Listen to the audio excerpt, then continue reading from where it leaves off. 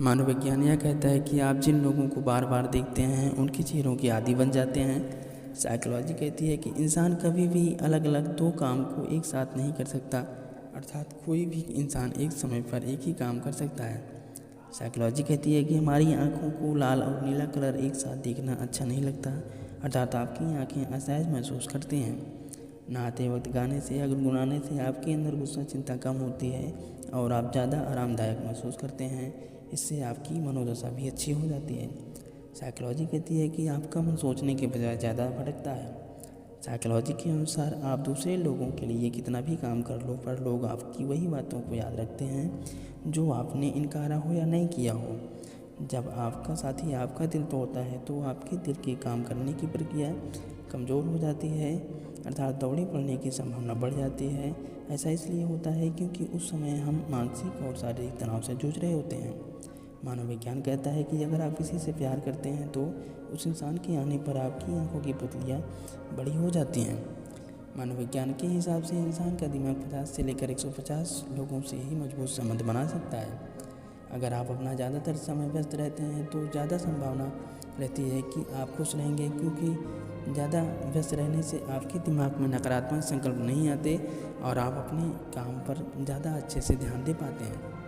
Psychology कहती है कि हमारे पास जितने ज़्यादा विकल्प होते हैं हम उतना ज़्यादा ही सोचते हैं। जब भी इंसान किसी मुश्किल या किसी दुविधा में होते हैं तो ज़्यादा संभावना रहती है कि वह इंसान किसी दूसरे इंसान को दोष देगा, न कि परिस्थिति पर।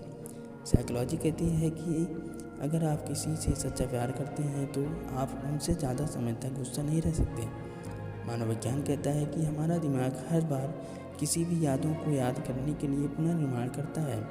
साइकोलॉजी कहती है कि जिन लोगों में अपराध की भावना प्रबल होती है वे दूसरे लोगों के विचारों और भावनाओं के समझने में बेहतर होते हैं। जो इंसान ताना समझने में कुशल होते हैं वह अक्सर दिमाग पढ़ने में अच्छे होते हैं। साइकोलॉजी कहती है कि यदि आप किसी को बात बता रहे हो और वो चुप है तो इसका सीधा मतलब है कि वह आपकी बात नहीं सुनना चाहता। साइकोलॉजी के अनुसार यदि कोई छोटी छोटी बात पर गुस्सा हो जाता है इसका मतलब उसे आपके साथ और प्यार की ज़रूरत है। अगर आप अच्छी नींद लेने के बाद भी थका हुआ महसूस कर रहे हैं तो ज़रूर आपके अंदर पानी की कमी है, इसलिए सोकर उठने के तुरंत बाद थोड़ा सा पानी पी लेना चाहिए। साइकोलॉजी कहती है कि ईमानदार होने से ज़्यादा दोस्त नहीं बनते, लेकिन जो बनता है वह पक्का दोस्त होता है। तकलीफ़ में डूबी महिला किसी बात को नहीं भूलती, वह दिन भर पीड़ा देने वाले इंसान के बारे में सोचती रहती है।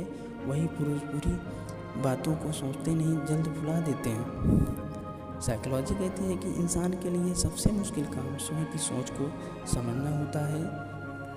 मनोविज्ञान कहता है कि 90% लोग मैसेज या पत्र में वह बातें पढ़ते हैं जो उनके दिमाग में सोची गई बातें होती हैं। 18 से 33 साल की आयु में इंसान सोचने के कारण अधिक तनाव में रहता है। किसी की इग्नोर करने पर हमारी सोच अवसाद में चली जाती है। ऐसे में हमारे शरीर में केमिकल रिलीज होता है जो चोट लगने पर निकलता है।